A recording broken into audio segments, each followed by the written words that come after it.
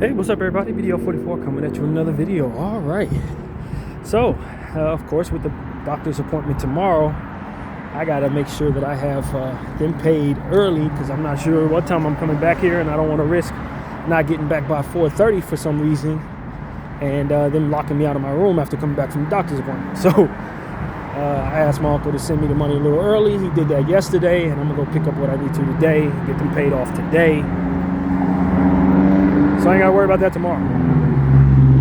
So yeah, man, I got up late today. I stayed in bed. Actually, I probably should say that I woke up at like 7 o'clock and did some work on my phone, did a little stuff on my phone until about 8:15 and decided to roll back over to go to sleep. That's how that actually went. And so I ended up rolling out of bed after that at like 10:15. And that was by design because I know I got to get up tomorrow morning by, I think I set the alarm for like 4:15, I think. About 4:15, I think it is. So, yeah, be ready for the doctor's appointment tomorrow. I'll be able to do my whole routine and still be able to make sure I'm ready for the Uber that'll arrive probably at 7 o'clock if it's on time.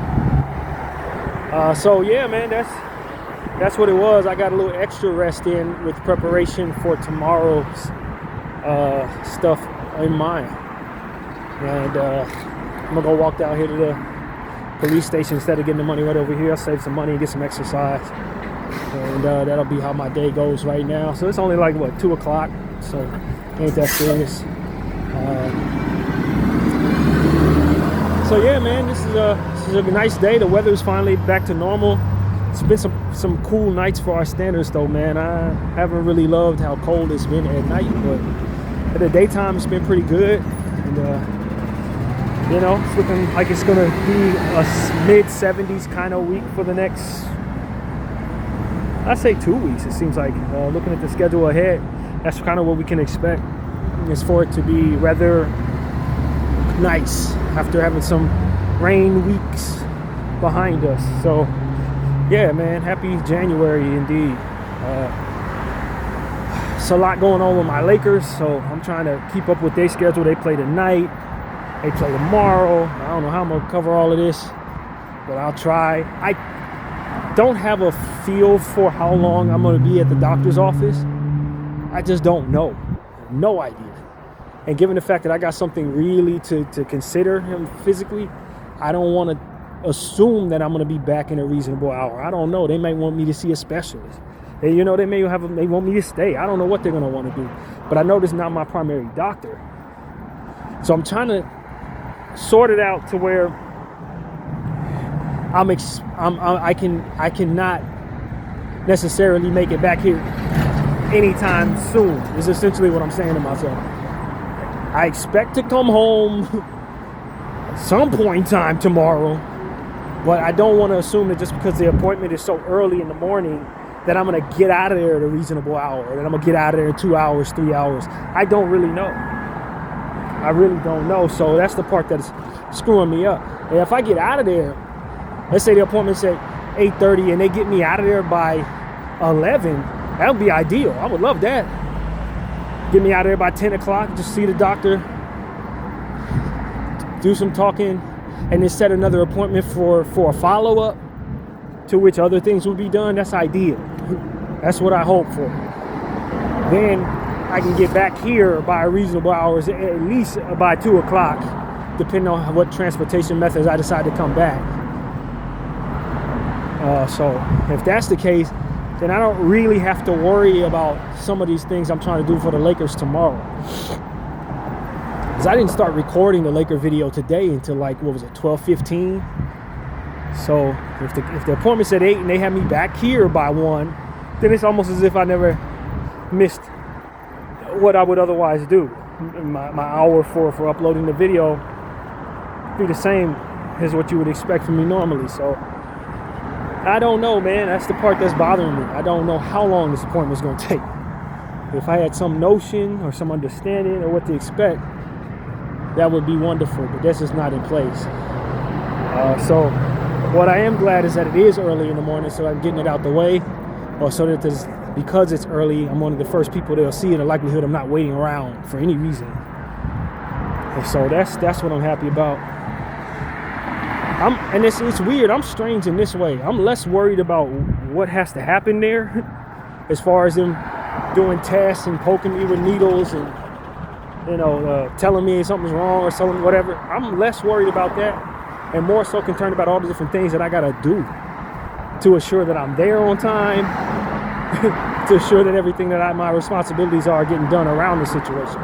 That's more frustrating to me, or more nerve-wracking to me, than actually anything that has to do with the appointment itself. I ain't worried about that at all. So that's what's up, man. But I'm hoping for minimal stuff tomorrow. Minimal, that's what I'm hoping for. So we'll see. But yeah, finally addressing this, man. It should have been done 2-3 years ago. Honestly, I should have went to the doctor 3 years ago for what it is I've been dealing with. As soon as I started seeing any problems, I should have went to the doctor. I just didn't. I wasn't even mentally in a space where I would even consider going to the doctor in the past, to be honest with you. I just wasn't even, that was never even an option. There were times I didn't even want to leave the house, so let alone go take care of that. I barely wanted to walk down the street when I started seeing some of these symptoms. I've come a very long way mentally, and so for me, it's like, all right, well, now I think I'm in a much healthier space of mind. I'm doing a lot more things that are more conducive to my to just a normal way of outlook, and looking at the world. And so for me, I'm in a just much more mature space. So that's just really what it is. I don't look at myself and say, oh man, you should have. No, I never would have. I never would have. I didn't have the right stuff rolling around in my skull to even do that. So at this point I do, and this is when I'm taking care of it. So I'll be ready. That's really what it comes down to. I'll be ready for what comes with that tomorrow. But yeah, man, just trying to take care of what my responsibilities are. That's really what it is. They sent me a letter from the state telling me that I missed my appointment for my CalFresh conversation, the one that I didn't miss last week, that I answered the phone and talked to the lady, and then she called back a couple hours later and followed up. Yeah, they sent me paperwork telling me I missed that that appointment. And I'm just sitting here like, okay, if there was something within what we talked about that wasn't submitted, if they needed more information, wouldn't there be a different set of correspondence that would come in the mail instead of telling me that I missed an appointment? Like, because I assume that's what's really going on.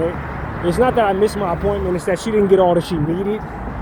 That's what I'm guessing is happening there. They're like, okay, well, we need you to submit something else, or something that you forgot to clear something, or you forgot to sign something. Because if I remember correctly, there was a course of action at the end of the phone call previous year, where I would listen to her read off a disclaimer and then acknowledge that I agreed to the disclaimer. And we didn't do that. So I assumed that there was more that needed to potentially be done once everything was cleared. So that's what I think didn't happen, and I think they're equating that to me missing my appointment. But shouldn't there be a special correspondence that comes that differentiates the 2 points to say, you didn't miss your appointment, but it's an incomplete appointment and we need more from you? When I read in that paperwork, it didn't say anything like that. It just said you missed your appointment and you got to have one before the 31st in order to be eligible. I didn't miss the damn appointment. I spoke with the woman. I submitted information over the phone. She called me a second time and further confirmed certain information that was submitted. To be exact, she didn't find something that I did submit, and I told her where to find it. She found it while I was on the phone, and that was it. I ain't heard from her since. So, like, what is actually happening there? Are they not capable of communicating properly? Or did they mistake? Did they file something they shouldn't have filed? You know what I'm saying? That's the question. whatever the case may be, that's something that in the midst of everything I got going on, I'm trying not to forget. Because I'm not addressing it right now. It ain't gonna be done tomorrow, but it does have to be done. So I don't know, and it's like, man, I did my part. I don't like when I have to do extras. I'm trying to manage too much already. So it's a much easier thing to deal with when the communication is concise and accurate. And I guess that's just too much right for them to be doing. So yeah, I get to think about that and wonder if I'm gonna have my benefits next month because of an error that they likely have made once again. Just like the couple of things that they did that cost me. And when they canceled my card for no reason, which was really strange, middle of the year last year, as you guys know if you follow me, they canceled my card that allows me to access both my GR funds and my food benefits. They canceled it like out of nowhere for no reason, no explanation. And then from there, did not issue another one to me. So I had to call them to tell them to bring it to me, to send it my way. It's just like, man, the incompetence, unbelievable, y'all. Unbelievable. So yeah, that's part of what I'm dealing with right now. It's just the further incompetence of this state. So I'm looking at that, and yeah, man, that's what's really going on with me. Aside from that, I'm just trying to manage. Ain't really a whole lot going on in my life outside of that. Just trying to keep up with all of this stuff. As I told you guys, as soon as the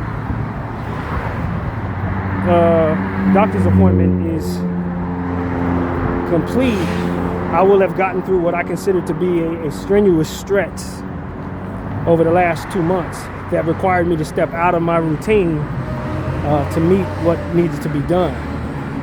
And so this tomorrow's like the end of that, hopefully. Unless, of course, they schedule me for another appointment, which will be very soon. But like, assuming it's not scheduled anytime soon, I can get back to being me, doing things the way that I need to do them to be able to manage my life. Because the holidays really threw me all the way off, man. Threw me off. But we just keep on pushing forward, and that's pretty much it. But yeah, man, I'm feeling pretty good, I guess.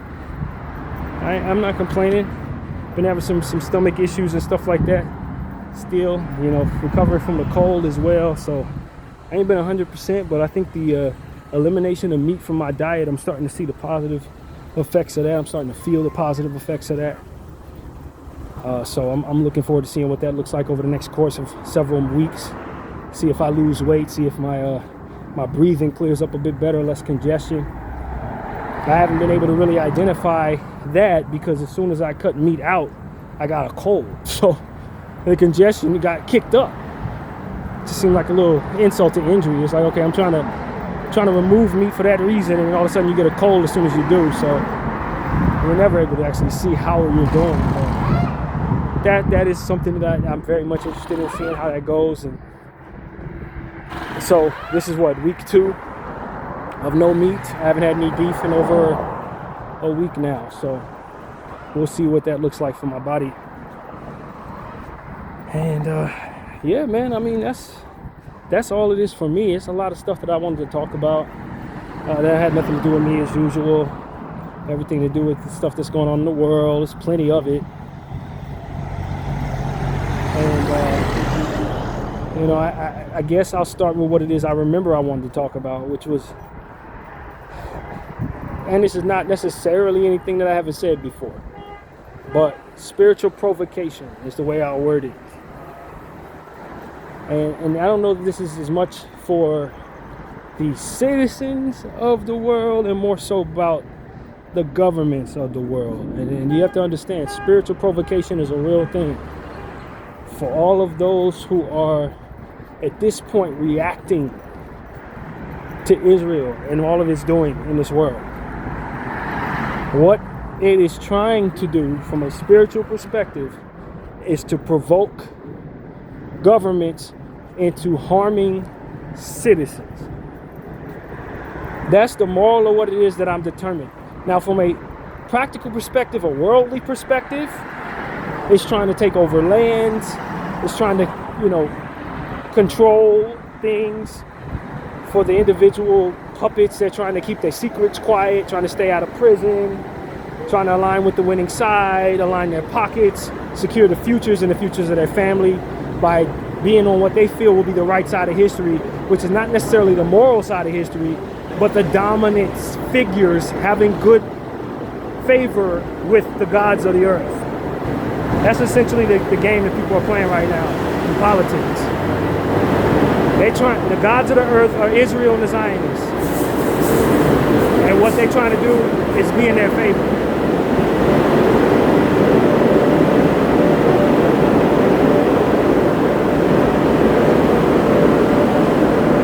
It's the truth. And what Israel's trying to do is take over the world. That's it. They're trying to take over the world. Trying to take over the world and bring forth energy that is no good for all of us, but very good for the Jews and the Zionist supremacists out there, so that we'll be their slaves. That's the end game, and they can bring about the great biblical war, and they hope to win it and fulfill prophecies. That's their plan.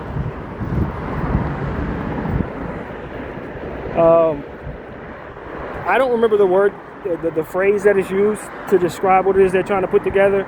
I was listening to this lady named Sabby.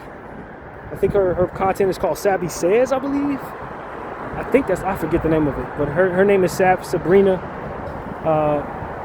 And she's online. She's really awesome. I've been following her for about a week now.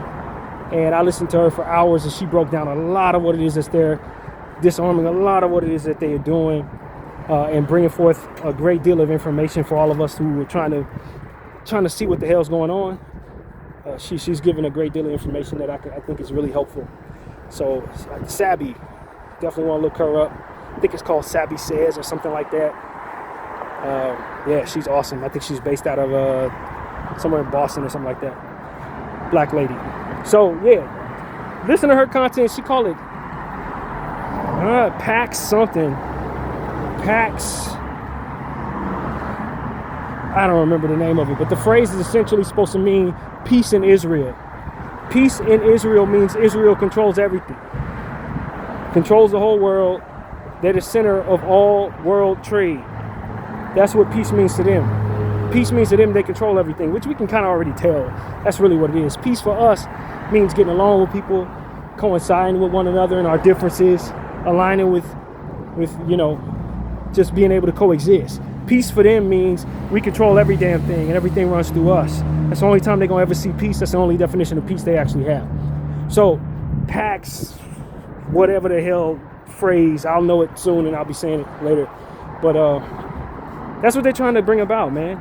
Greater Israel, PAX, whatever the hell, peace in Israel, meaning they control everything. Center hub for all trade, center hub for all governments will look to them for orders, and they'll push the world into the future and inherit the earth fully as the gods of the earth. That's essentially what it is. They want to be the boss on earth. They want you to look to them for everything you need, and you're going to do everything they say in order for you to be able to receive what it is you need. That's really what it is. They're trying to be the gods on earth, and they're trying to create a hub in the Middle East from which to do that. And they're using America as a weapon to accomplish that.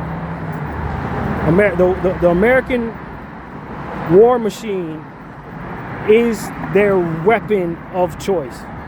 This is how they're going to be able to enforce this dream. And so what I'm saying to you all is that's their plan. Who they serve, what his plan is to kill innocent people by every means necessary. The Jews, the Zionists have their own intention.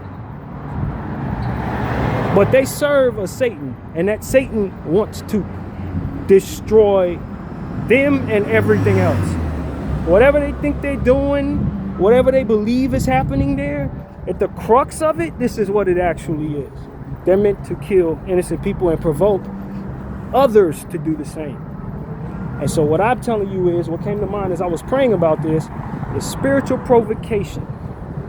Don't let the devil provoke you by way of the evil that he does into being just as evil as him. That is what the goal. That's the equation that world governments are going to have to understand, because when you're fighting in the muck with the dirt of the devil, it seems in a worldly mind, if you look at it through a worldly lens, the only way you're going to be able to defend yourself against that devil is to muck in the same dirt as him. But what you don't understand, or what you need to discipline against, rather, whether you understand it or not, is that plays into the hands of the devil. If it can turn you into being as evil as it, that's the goal. It's not to accomplish whatever it appears it's trying to do. What it's actually trying to accomplish is stealing your soul. However it can do that. So if it can provoke you by way of all the evil it does to you into being so angry with it that you do horrible things, mission accomplished. That's the goal. A lot of us, one of the reasons why we don't harbor all the power that Israel has is because we're not willing, from an ethical standpoint and a moral standpoint, to do what they're willing to do. This is why they harbor so much, because they don't have any shame, because they will kill children, because they will lie about every damn thing, because they will sell good people poison and turn them into fiends. This is why they have what they have. This is why they are able to harbor so much on earth. This is the means of what it is that ultimately gathers more than what all the rest of us are able to get. And if we're willing to do all that stuff for as long as they've done it, we too will have what they have. But understand this: there's a consequence for doing all of that damage. There's a consequence for doing all those behaviors. And it isn't world domination. You suffer for those actions. You don't thrive for those actions. They just haven't realized that reality. That reality has not yet knocked on their door. But the consequences for doing a bunch of evil is torture and destruction pointed at you. And so that's why you don't necessarily do those things. It's not just because you ethically understand that those things are wrong, but it's also because it's a means to your own end if you engage in those behaviors. And the devil is trying to provoke all of us into that destruction. Nations that have stood for thousands of years because they maintained a certain decorum and an ethics and a peace amongst themselves and a trueness to themselves is why they've thrived and lasted as long as they have. Nations that have been around for a long time, who are wealthy in oil, wealthy in minerals, wealthy in clean water, wealthy in a spiritual connection with the living God. Ancient peoples have long been civilized, longer than any of us in America and in Israel, whatever. What the devil's essentially trying to do is end them. And the way that he's hoping to accomplish that is spiritual provocation. To get everyone on board with being so fed up with the horror that they see being done by the people that are driven by the devil himself, that they will then turn all of their vitriol toward the entire lot of that country and hurt innocent people who are there. Once you do that, you officially lock in the destruction and the ending of your people and the ending of your civilization as you know it. This is what the devil's trying to do. This is what the Lord put in my heart this morning. It's one of the most important things I think I can say in this hour. Smart governments need not be short-sighted and throw away history for the sake of today's struggles. You got to be wiser. You have to be wiser than the devil's people who are trying to get everything right now. There's another thing the Lord put in my head last night while I was listening to Savvy. Israel's trying to do everything right now. Everything. They want to take over the world instantaneously. I do believe that a good portion of that has to do with them being kind of warped, just like a lot of human beings are, by the instant gratification of social media. Just like regular human beings are influenced by the times they're in, so too are the governing human beings of the times you're in. And I think that a good portion of the people who are in control of Israel are kind of lost in the understanding of the value of patience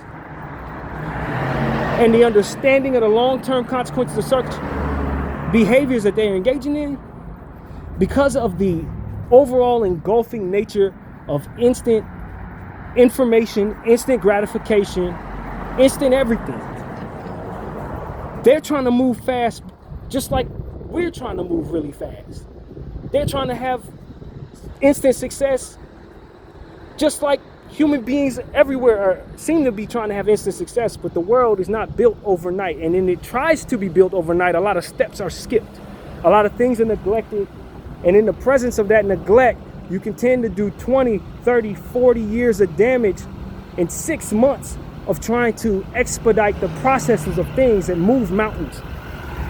It is entirely too important that governments who are watching this happen not fall into that same ignorance, not fall into that same mistake. You do not build civilizations overnight. You don't build alliances overnight. You don't build habits overnight. These things take time. And when you try to speed past all of those steps, you make large mistakes. You neglect a great deal of what you shouldn't. And you end up finding out the hard way that does not bring about the results that you hope. Don't have this high-speed internet world trick you into thinking that you could do high-speed things with things that take time. Building civilizations, building alliances. These, building trust. These things take time. The world going at a fast pace does not change the process of what sustainability needs in order to be as it should. These things take time. And so I think the Zionists have spent thousands of years trying to build something that this generation is going to ultimately destroy overnight, if I'm being honest with you. And the generation of people right now who are influenced by, I need to do this now, who don't respect these things that they have, the wealth that they've built and the power they've built, even the things that they've put together in regards to having governments and things like that. All of what it is that they have, it took a lot of time to enrich all of those different things, to get all that stuff lined up. And now that you have it lined up, you're trying to move instantaneously. All right, we got it all. Let's go. Boom. We're gonna take it all. We're gonna take it all now. That's gonna fail. That doesn't work. And that's what they're seeing. They're trying to take over Iran. They're trying to take over Venezuela. They're trying to control the American government. They're trying to control the Saudi governments. They're trying to control everything at once. They're trying to build everything overnight. They want pen, whatever the hell, now. They don't want to wait the 20, 30 years that it likely takes. They're trying to do it all at once. And I tell you, man, the devil is a failure. He's a loser. I cannot stress this enough. He's a loser. And in being a loser, there are certain things that facilitate those losses. Those losses just don't stumble. Mistakes are made. Poor calculations are made. And you can see, if you're looking what I'm looking at, you can see where that failure is coming in for this version of the devil. You can see where it's coming. It's coming from them trying to speed race into what it is that the end game has been about, that they've been trying to build in regards to their situation for over 600 years. They're apparently at the finish line, and now they think they can do things the fast way, the easy way, the instant way. And I'm telling you, the world or the internet has reflected poor patience in all of us, poor measures for how quickly things can happen and how wise we are for moving that fast. And as a result, you're going to see people who are trying to do things today with that mentality fail miserably and cause long-term damage that were never probably even possible in the past.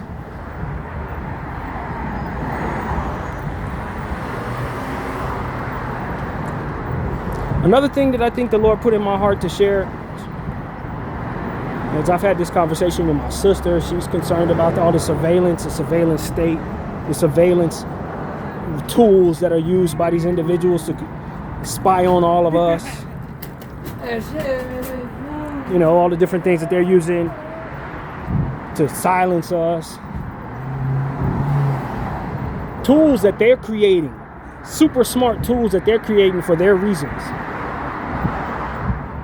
I want all of you to know that the Lord put it in my heart to say that these tools He will take from them, and what is meant for evil will do great good in the future. Weapons that were made to do the devil's bidding will do more good than bad in the future. Surveillance tools like Palantir and all the other stuff that they're using, that they're building for their own purposes, God is going to take those things from them, and those things are going to do wondrous things for good. That's what He's telling me. That's what He put in my heart.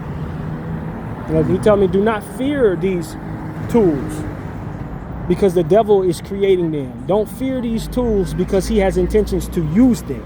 God is going to take those tools from the devil, and you're going to be able to do things that weren't possible because of those tools in the future. That's what the Lord is telling me. That's what He put in my heart. And some of the surveillance stuff is going to save lives that this entity that's creating these tools never meant for them to. It's going to expose things that they do as to where they would have never been exposed before.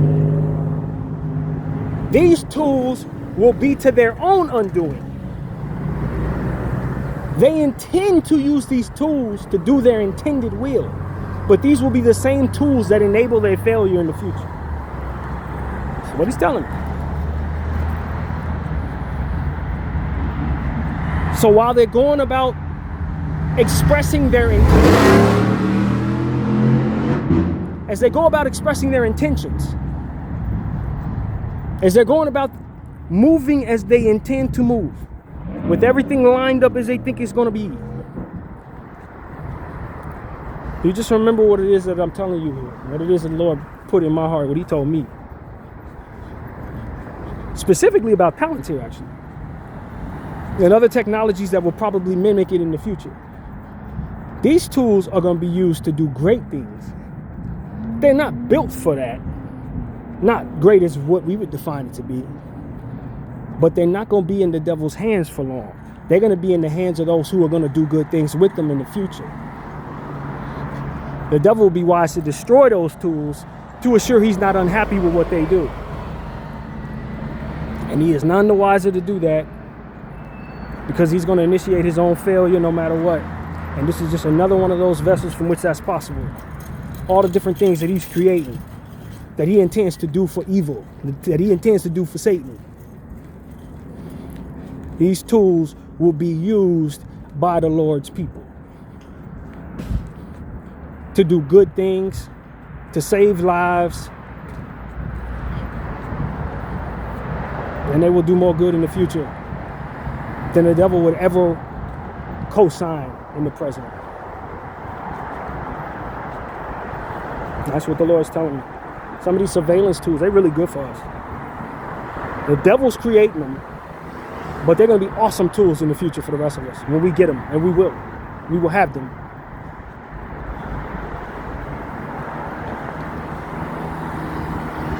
I want to tell everybody that these are difficult times to live in. I see that. I think about the Good family, the lady who lost her life in Minnesota. I think about the co-signing of her death by people who are supposed to be responsibly in charge, basically saying it was fine that this happened to her. I tell you, this is not a new play. I've been watching that genocide for the last 3 years. They do that same thing to the Palestinian people. They kill them off while you're watching and tell you, hey, this is why we did it, and it wouldn't be nothing that you can even make any sense of, or nothing that would otherwise make you believe them. They just tell you whatever they want you to tell you. We made a whole video about that a few days ago. We were talking about narratives and how they align with the confidence necessary to push forth narratives, but the narratives themselves don't actually add up. And they do this anyway, and they do it, and they play in our faces and stuff like that. That's really what it is. They're trying to provoke us spiritually. That's what the purpose of all of this is. It brings me back to my initial point. They're trying to provoke you spiritually into a space where you're so frustrated, so unhappy, and so devastated that you don't use your best spiritual discernment for what your next move should be made in response to those decisions. They want to turn you into killing people. They want to turn you into doing all the worst stuff. They want you to start feeding your demons and look at yourself in the mirror and say, forget it, let's just go all the way bad because we already did too much. That's exactly what they're trying to do. Because that's exactly what ends up happening to people. Certain devastating things happen that make you say, I don't care anymore. Certain devastating things happen and you, in a godless, frantic mindset, devastated mindset, turn into the monsters they are one step at a time. First it's revenge. And then it's the self-loathing. Then you turn to the dark side. Then you start finding new demons that come from exposing yourself to the dark side. Then you start feeding those demons. Then you start becoming the monsters that ultimately did the things you did to you, that were done to you. That's the cycle. And the spiritual provocation, or the great spiritual provocation, is supposed to do that not only to individuals, but to do that to societies. It starts off with you loving them, doing something horrible and heinous to that for which you love. Your devastation drives you into a hatred that drives you into revenge that takes you down that path, where you then lose your soul in the process of trying to enact that revenge. And then you start feeding those demons in the presence of that self-loathing that comes from going down that path. And then you become compromised. When you feed those demons become stronger. They start expanding. Next thing you know, you're evil. Pure evil. And it all started with you just loving something and somebody doing something awful to that for which you love. And they take you down that path. And if you're not aligned with the Holy Spirit in a way that connects you to Him so that you keep your eyes on Him while you're in that path, it will take your soul from you, and you will then be transformed into the same devil that harmed you. Spiritual provocation, people, we have to guard against it. And we have to teach it to one another, especially to our children, because they will face things in their lives that will take them down that crossroad, that will put them at that fork in the road. And you can either go to God and have Him instill in you the strength and the poise necessary to do what you should, or you can go down the path of the world / the devil, feed your need for revenge, feed your need for some type of response to that for which taking place to you, that happened to you, and you can start seeing yourself lose yourself and eventually be converted into the devil. He wants to expand his numbers. And this is the way that he's going to try to do it. I use Iran as an example. Iran is quite literally in a space where Israel, all the Zionist Jews, are trying to infiltrate their country, overthrow their government, and instill in their government who they want there, just like they're trying to do with Venezuela. But they're trying to do it in Iran, and Iran is a lot more capable of defending themselves against that. Iran is a lot more established and a much older and wiser nation to be able to identify the tactics rather easy of what it is that Israel's doing. So what they've done is they identified that Israel have put people in place to bring about the guise, just like they always do with every damn thing they use, of having support where there otherwise there's no organic support. So they instill some of their own people down there to support Israel's cause in overthrowing their government. They make it look like it's Iranian people that are interested in overthrowing their government. What Iran has done, from what I understand over the last couple of days, Iran has identified a lot of them people and they killed them. They found some of them operatives, they found some of those fake protesters, and they put them to the death. You know, because when they come to Iran, from what I understand, they don't play like that, man. They don't play like, out here, we'll put you in prison for that type of stuff. They will cut your head off, bro. They cut a lot of that stuff off at the root. They don't play around like that. And so what's happening now is Iran is at that space where it's like, okay, these people are trying to infiltrate us. They playing in our faces. We are more than capable of going to war with them. We're more than capable of destroying their entire place. We can send a couple of our nukes over there and put an end to that whole thing.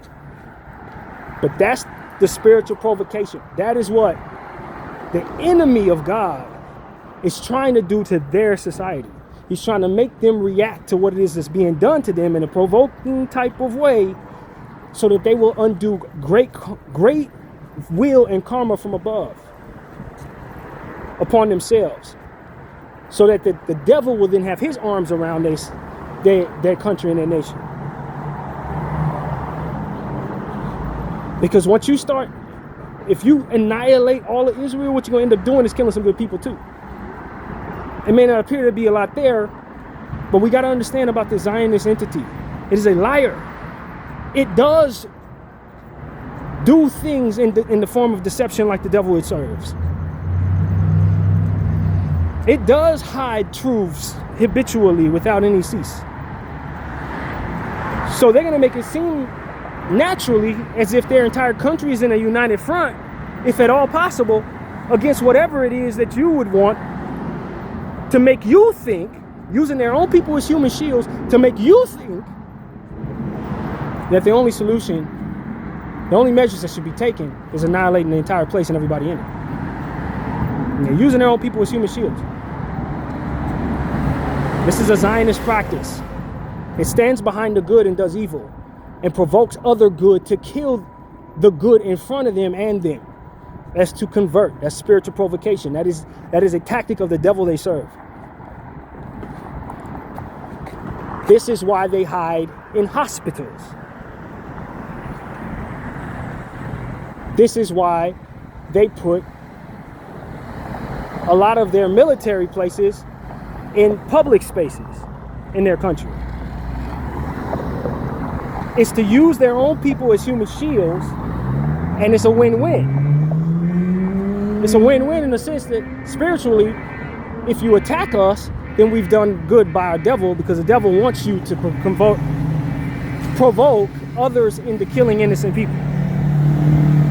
And if they don't attack us and we keep on doing what we're doing, we survive. It's a win-win for the devil and the devil's people.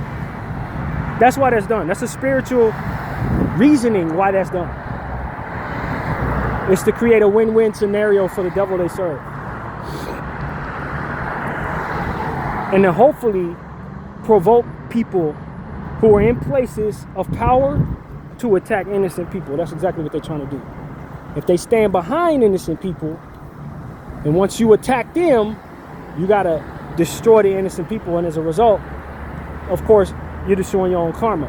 You're capitalizing on bad energy that ultimately gets pointed back at you in response to that. That's what they're trying to do. They're trying to put all of the good people of the world in a spiritual conundrum in hopes that it will be a few degrees of separation from converting us into the very evil they are. It's all about multiplying on the devil's numbers. Because God forbid he just stands still by himself.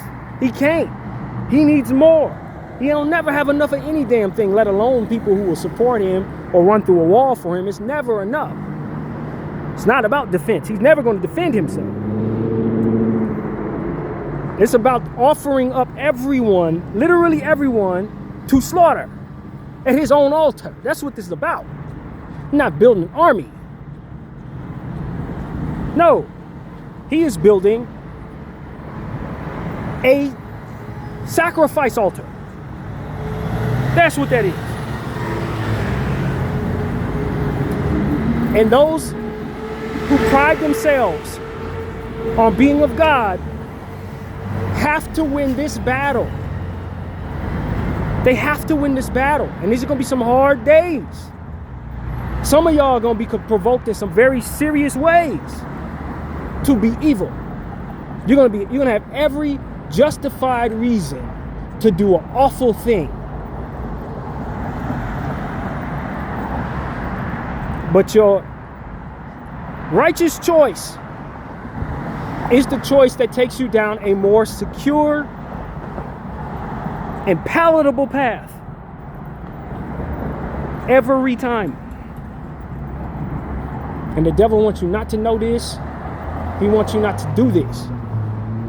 And this is what I want people to understand. This is what's in my heart. This is what we're faced with now. I won't speak life into any of the dark things that the devil is intending to do.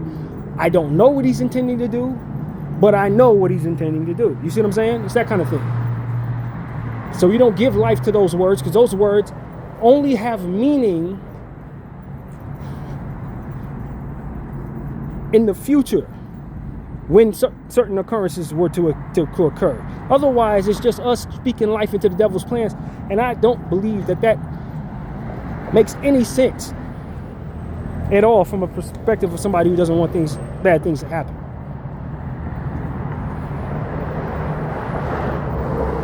But you know what the devil's imprint is. You know what his style is. You know what he do. We know what he does.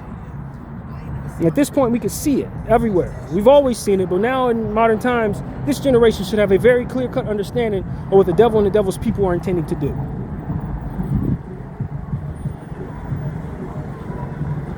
What I'm saying to you in response to what it is that he does, your best defense is against that for which comes naturally to you in response to what it is that he does. That all of those who are going to survive what's ahead, all of those who are going to thrive in what's ahead, all of those who are going to stay on the side of God are going to be very, very disciplined and calculated spiritually against that for which they're being provoked to do. Calculated spiritually against provocation. This is very, very essential to what is ahead for all of us. Those who fail to do so will welcome their own destruction.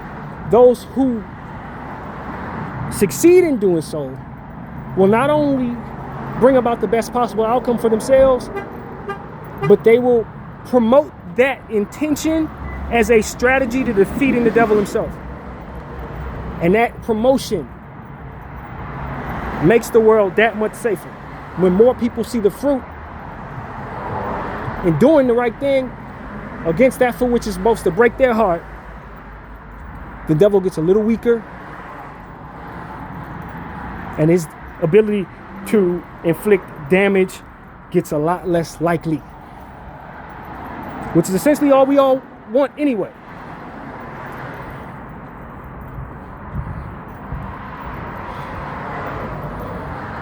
I face this. You face this. No one in this world is not expected to experience this on some level, where somebody do something they got no business doing and you want to do nothing but horror to them in response to it. It is not that your feelings are not valid. It's just that from a spiritual perspective, that plays right into the devil's hands. And in these times that we're entering in, playing into the devil's hands means something a little different than it did in the past for previous generations. Because it's spiritual wartime, ladies and gentlemen. That's the reality of it. And so when I say you need a relationship with God, this is what will give you the strength to make the decision that is best for you and your family. This is what is going to give you the strength to make the decision that is best for you and your people. This is what is ultimately, that is what's going to give you the inner mind against that for which is chaotic around you and heartbreaking around you, to center yourself in a space where you're playing chess against the devil, not checkers. And playing into his hands is going to facilitate your loss. But you understand you're going up against a loser so long as you do what you're supposed to do in the name of God. The living God. Not that for whom they say they serve, who means no good for anyone. They call him God too. He ain't God. Your definition of peace is not their definition of peace. Your definition of God is not their definition of God. Your definition of hate is not their definition of hate. Your definition of evil is not their definition of evil. You being oblivious to this understanding is what they're counting on. You adhering to their definitions of words while simultaneously not holding them accountable to those same definitions is essential to what they need you to do. That's their definitions, not yours. And this is very important because rhetoric is a weapon of the devil. Words, language, communication, verbal communication is a weapon of the devil right now. He is using those words. He is using communication. He's using rhetoric and language to create the guise of justifiable means where there is none in a lot of cases. And that, in its own way, is spiritual provocation. Because what he's trying to do is make you so frustrated with him playing in your face to whatever degree he is, that you will put down your guard against spiritual provocation. Somebody trying to poke at that one spot that's tender to you till you finally just lash out. A person teasing you so much till you finally just lose your mind. That person making fun of you so much till you say something that you regret. That's what that is. When they play in your face and it's evident to you that they're doing so, it is because they're trying to anger you into mistakes. They're trying to provoke you into frustration that will lead to mistakes. When they make fun of you or they gaslight you, that is trying to coerce you into frustration that leads to mistakes from a spiritual perspective. And the end game for that behavior is to convert you into being devilish organically by way of your own intentions, putting down your guard and picking up a weapon and doing something that plays right into their hands that likely puts down all of your good karma and picks up all of the bad karma that could come your way from doing horrible things. This is why they provoke you. This is why they gaslight you. This is why they lie to you, knowing that those lies can be debunked. They're trying to eat away at your patience, which is what they hope will also eat away at your resolve and your ability to discern what should and should not be done from within your own spaces. Having you infighting with your own people off of the strength of that frustration, initiated by that provocation. They want to create infighting amongst yourselves. They know if they make you mad enough, you'll snap at the brother next to you. You'll snap at the sister next to you. If they poke at you, however they do, if they do a good mixture of heartbreak and disrespect, they can rub their hands together with both and hopefully create within you something that'll have you putting down your spiritual guard. Have you putting down all your morality. Have you putting down all of that for which makes you smart enough not to do something stupid. They're hoping that if they do enough of that, it'll make you want to destroy yourself. And that's all the devil want to do. Video 44. I thank you all for watching. I'm out.